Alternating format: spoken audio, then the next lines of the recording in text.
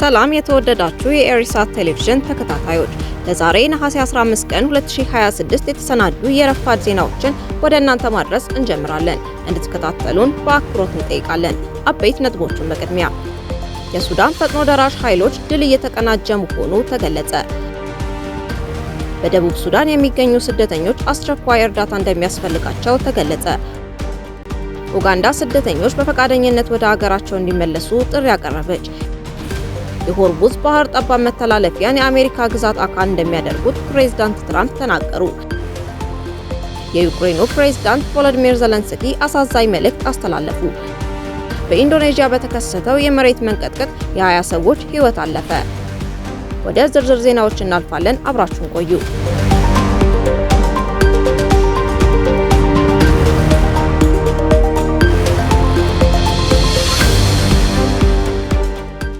የሱዳን ፈጥኖ ደራሽ ኃይሎች ድል እየተቀናጀ መሆኑ ተገለጸ።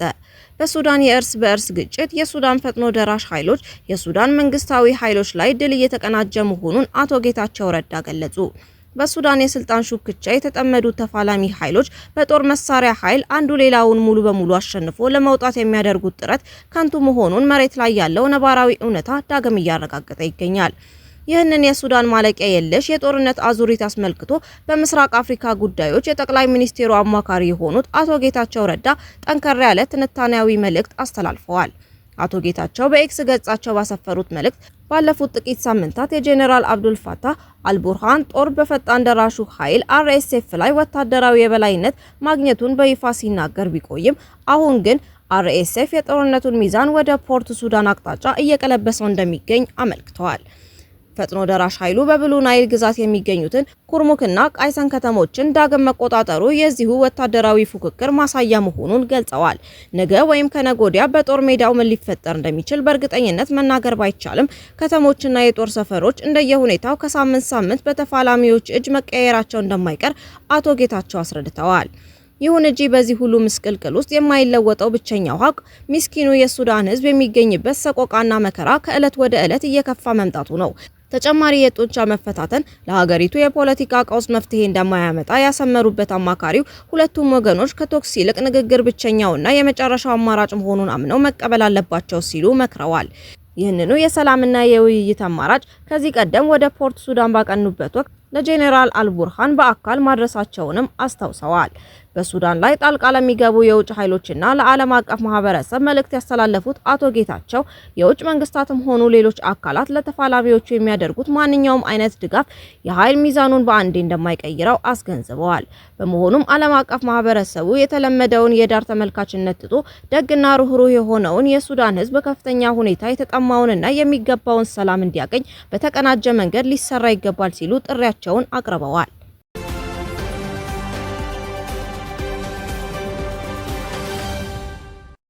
በደቡብ ሱዳን የሚገኙ ስደተኞች አስቸኳይ እርዳታ እንደሚያስፈልጋቸው ተገለጸ። በደቡብ ሱዳን የሚገኙ ከ650 ሺህ በላይ ስደተኞችና ጥገኝነት ጠያቂዎች በከፍተኛ የገንዘብ እጥረት ምክንያት መሰረታዊ ምግብ፣ አልሚ ምግቦችና ሌሎች እርዳታዎችን ማግኘት ባለመቻላቸው ለአደጋ መጋለጣቸውን እንዲሁም ከጦርነትና ከረሃብ የሸሹ ቤተሰቦች የሚሄዱበት ሌላ ቦታ እንደሌላቸው የተባበሩት መንግስታት ድርጅት የስደተኞች ከፍተኛ ኮሚሽንና የዓለም የምግብ ፕሮግራም ነሐሴ 14 ቀን ባወጣው የጋራ መግለጫ አስጠነቀቁ። ሁለቱ የተባበሩት መንግስታት ድርጅት ተቋማት ባወጡት የጋራ መግለጫ ፈጣንና አስቸኳይ የገንዘብ ድጋፍ ካልተገኘ በመላው ሀገሪቱ ለሚገኙ እጅግ ተጋላጭ ለሆኑ 240 ሺህ ስደተኞች የሚሰጠው የምግብና አልሚ ምግብ እርዳታ በመስከረም ወር ለመጨረሻ ጊዜ እንደሚሆን አስታውቀዋል። ይህ ማስጠንቀቂያ የወጣው በመላው ቀጠናው እየተካሄደ ያለው ግጭት ሰዎች ምግብ፣ መጠለያና ደህንነት ፍለጋ ወደ ጎረቤት ሀገራት እንዲሰደዱ እያስገደደ ባለበት ወቅት ነው። በደቡብ ሱዳን በየሳምንቱ እስከ 3000 የሚደርሱ ስደተኞችና ተመላሾች ከሱዳን መውጣታቸውን ቀጥለዋል። ይህም ቀድሞውኑ ከአቅም በላይ የተወጠረውን የሰብአዊ ረድኤት አቅርቦት የበለጠ እያዳከመው ይገኛል። በመግለጫው መሰረት የዓለም የምግብ ፕሮግራም ለስደተኞች ምላሽ የሚሰጠው ወደ 37 ሚሊዮን ዶላር የሚጠጋ የገንዘብ እጥረት ያለበት ሲሆን ለቀሪው የ2026 ዓመት ደግሞ በአጠቃላይ ወደ 258 ሚሊዮን ዶላር የሚጠጋ የገንዘብ እጥረት ገጥሞታል። ይህም በመላው ሀገሪቱ ለሚገኙ 4.2 ሚሊዮን የምግብ ዋስትና ለሌላቸው ሰዎች የሚደረገውን ወሳኝ ድጋፍ አደጋ ላይ የሚጥል መሆኑን ሪፖርቶች ያመለክታሉ። ይህ በእንዲህ እንዳለ የተባበሩት መንግስታት ድርጅት የስደተኞች ከፍተኛ ኮሚሽን በዚህ ዓመት ከሚያስፈልገው 286 ሚሊዮን ዶላር ውስጥ ለደህንነት ጥበቃና ለዋና ዋና እርዳታዎች አቅርቦት የሚውል እስካሁን ያገኘው 28 በመቶ ብቻ መሆኑን ገልጿል። ይህ እርዳታ ወደ 4 ሚሊዮን ለሚጠጉ ስደተኞች፣ በሀገር ውስጥ ለተፈናቀሉ ወገኖች፣ ለተመላሾችና ለተቀባይ ማህበረሰቦች የሚውል ነበር። ደቡብ ሱዳን ራሷ ከፍተኛ የሰብአዊና የልማት ፈተናዎች ቢገጥሟትም ለስደተኞች የምትከተለውን የክፍት በር ፖሊሲ ቀጥላበታለች። እንደ ኢሮፒያን አቆጣጠር በ2023 በሱዳን ጦርነት ከተቀሰቀሰ ወዲህ ከ1.4 ሚሊዮን በላይ ስደተኞችና ተመላሾች ወደ ደቡብ ሱዳን መሻገራቸውን መረጃዎች ያሳያሉ።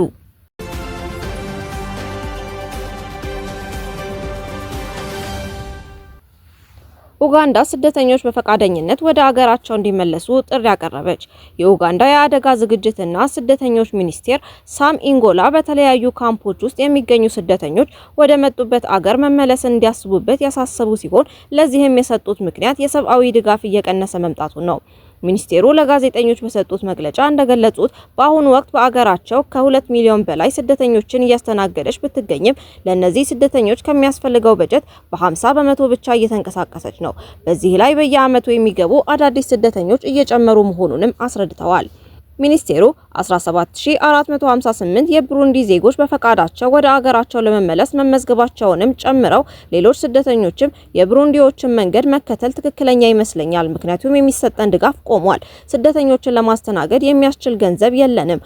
አሁንም እየሰራን ያለነው በኪሳራ ነው። እርዳታ እያደረግን ያለነው እኛ ነን በማለት ገልጸዋል። አስከትለውም ጦርነትን በመሸሽ የሚሰደዱ አዳዲስ ሰዎች አሉ። እነዚህም በኃይል ውጡ ብለን ወደ ሞት አንልካቸውም፣ ምክንያቱም ኡጋንዳ እንግዳ ተቀባይ በመሆኗ ትቀበላቸዋለች ያሉት ሚኒስቴሩ አንጻራዊ ሰላም ካለባቸው ሀገራት የተሰደዱ ግን ወደ ሀገራቸው በፈቃዳቸው እንዲመለሱ ጥሪ ማቅረባቸውን ሞኒተር ጋዜጣ ዘግቧል።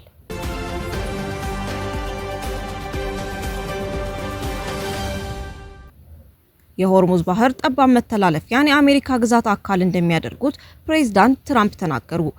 ፕሬዝዳንት ዶናልድ ትራምፕ ትናንት ነሐሴ 14 ቀን ባደረጉት ንግግር በቅርቡ የሆርሙዝ ባህር ጠባብ መተላለፊያ የአሜሪካ ግዛት አካል መሆኑን አውጃለሁ ማለታቸውን ፎክስ ኒውስ ያሰራጨው መረጃ አመልክቷል። ፕሬዝዳንት ትራምፕ ኢራን በእጅጉ በከፋ ሁኔታ እየተሸነፈች ነው በማለት በስትራቴጂያዊ ጠቀሜታው የሚታወቀው የሆርሙዝ ባህር ጠባብ መተላለፊያን በተመለከተ እጅግ አስገራሚ እርምጃ ሊወስዱ እንደሚችሉ ፍንጭ ሰጥተዋል። በበኩሏ ኢራን ይህ የባህር መተላለፊያ ሊከፈትም ሊዘጋም የሚችለው በኢራን ትዕዛዝ ብቻ ነው የሚል ምላሽ መስጠቷን ሮይተርስ ዘግቧል። ኢራን እውነታው አሜሪካ መሸነፏ እንደሚያረጋግጥ በመግለጽ በሆርሙዝ ጠባብ መተላለፊያ ላይ የምታደርገውን ቁጥጥር አሁንም እንደምትቀጥል አስታውቃለች። በኢራንና በአሜሪካ መካከል እየተካሄደ ባለው አውዳሚ ጦርነት ከየካቲት 28 ቀን ጀምሮ በአሜሪካና በእስራኤል የጥምር ኃይሎች የተጀመረው ወታደራዊ ጥቃት ተከትሎ እርስ በእርስ የሚቃረኑ የተለያዩ መግለጫዎችና ቃለ መጠይቆች ሲሰሙ መቆየታቸውን ተንታኞች ያስረዳሉ።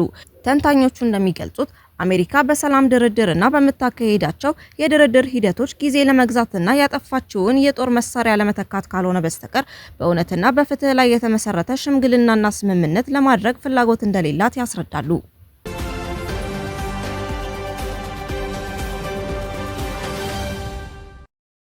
የዩክሬኑ ፕሬዝዳንት ቮሎዲሚር ዘለንስኪ አሳዛኝ መልእክት አስተላለፉ።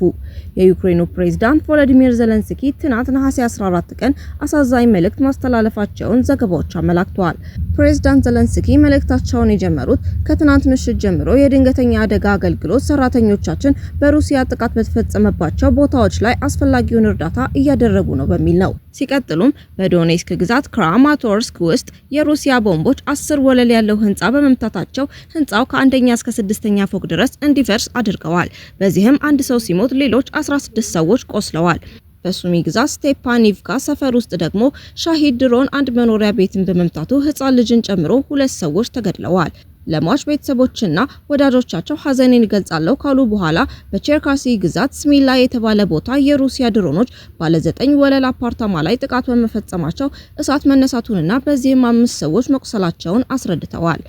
መልእክታቸውን በመቀጠልም በኬርሰን፣ በዲኒፕሮ፣ በዛፓሬዥያ፣ በኦዴሳ፣ በካርኪቭ፣ በዚሂርቶሚር፣ በኪሮቫርድ፣ በማይኮላይቭ እና በቼርኒሄቭ ክልሎች ውስጥ ሌሊቱን መጠነ ሰፊ ጥቃት መፈጸሙን ገልጸው በዚህም አፓርታማዎች፣ የግል መኖሪያ ቤቶችና መሰረተ ልማቶች መውደማቸውን አስታውቀዋል። ህጻናትን ጨምሮ በርካታ ሰዎች መቁሰላቸውንም ጨምረው ገልጸዋል። ዘለንስኪ ጨምረውም ሩሲያ በአሁኑ ወቅት በማህበረሰባችን ላይ በየዕለት 220 የአየር ቦምቦችን እየተጠቀመች ነው። ይህም የሚያሳየው ወራሪዎቹ ማዕቀብ የተጣለባቸው ቢሆንም አሁንም በቂ የጦር መሳሪያ ማምረታቸውን መቀጠላቸው ነው። ስለዚህም ለሩሲያ የጦር መሳሪያ ምርት የሚውሉ ቁሳቁሶችን በሚያቀብሉ የውጭ ሀገራት የንግድ ሰንሰለት ላይ ጠንካራ ቁጥጥር ማድረግ ያስፈልጋል በማለት ምክረ ሀሳብ አቅርበዋል።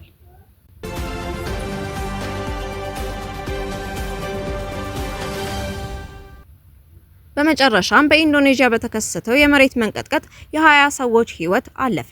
በኢንዶኔዥያ ፍሎሬስ ደሴት የባህር ዳርቻ ላይ የተከሰተው 7.7 ሬክተር የሆነ ጠንካራ የመሬት መንቀጥቀጥ የ20 ሰዎችን ህይወት ቀጠፈ። የሀገሪቱ የብሔራዊ አደጋ መከላከል ኤጀንሲ እንዳስታወቀው በማኡሜሬ ወደብ አካባቢ በአደጋው 20 ሰዎች ህይወታቸውን ሲያጡ ቢያንስ 6 ሰዎች ላይ ደግሞ ጉዳት ደርሷል።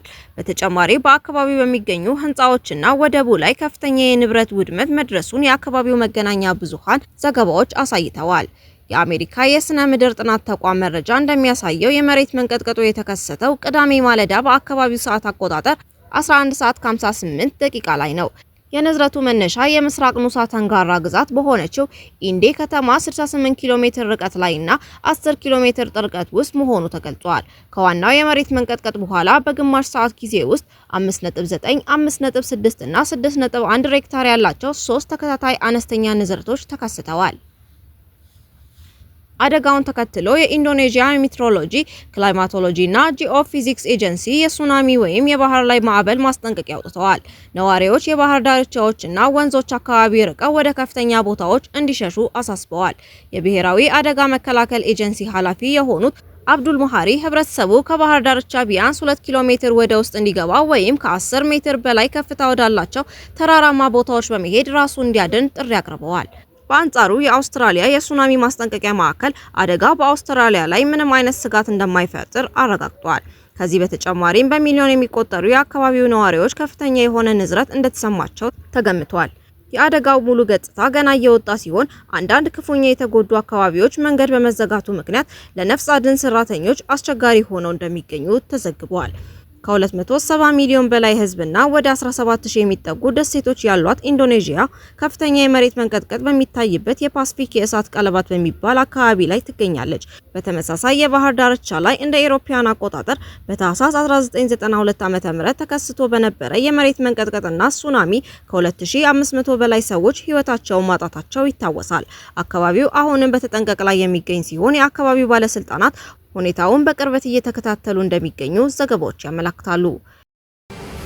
ውድ የኢሳት ቴሌቪዥን ተከታታዮች ለዛሬ ረፋድ የተሰናዱ ዜናዎቻችንን በዚሁ አበቃን። በቀጣይ በሌላ የዜና ጥንቅር እስከምንገናኝ መልካሙን ሁሉ ተመኘን። ሰላም።